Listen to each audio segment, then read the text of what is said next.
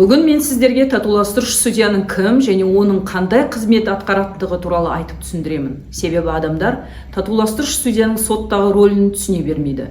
Татуластырушы судья ең алдымен талап арыз түскен соң келесі күннен кешіктірмей тараптарға сотқа дейінгі хаттама жасау құқығы түсіндіріле отырып, татуластыру рәсіміне қатысуға шақыру жібереді.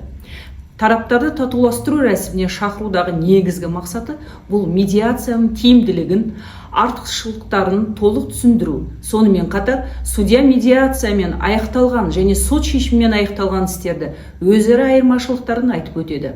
Егер екі тарап ортақ келісімге келетін болса, шешімнің орындалуы оңай болмақ және еркін процесс. Алдымен тараптардың медиациядан, яғни татуластыру рәсімінен бас тартып, сот шешімімен аяқталған жағдайға тоқталып өтейік.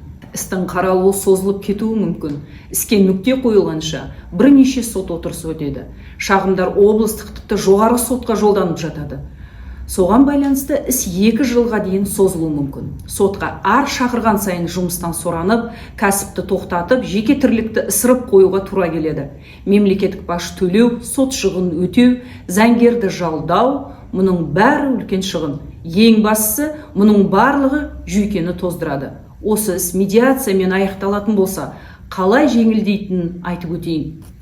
Медиация нәтижесінде мәмілеге қол жеткізілсе, дауды реттеу туралы келісім жазбаша түрде жасалып, екі жақ қол қояды.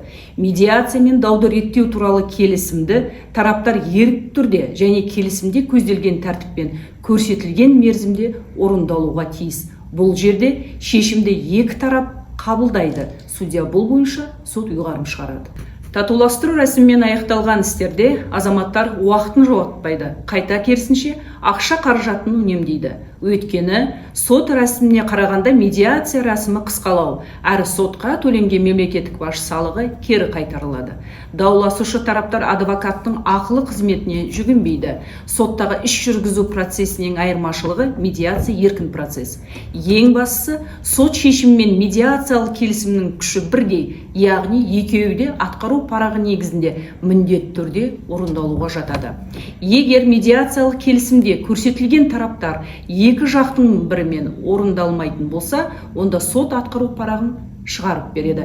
Неке бұзу туралы арыздар бойынша медиациялық келісім бекітілмейді. Татуласқан жағдайда сот талап арызды кері қайтарады. Ерлі зайыптылармен арнайы психолог және медиатор бірлесіп жұмыс істейді. Егер тараптар медиация, яғни татуластыру рәсімі барысында өзара бітімге немесе бір шешімге келмейтін болса, аталған іс басқа судьяға қарауға беріліп, сот шешімі шығарылады. Сіздерге татуластырушы судьядан сотқа татуластыру рәсіміне келу туралы SMS хабарлама, шақыру қағазы келсе, сотқа міндетті түрде келіңіздер. Сот даудың заңдылық тұрғысында төрелігін айтатын алаң, бірақ ашуға бой алдырып, саған көрсетем, соттатам деп айтатын өш алу құралы емес. Осыны білгендеріміз жөн.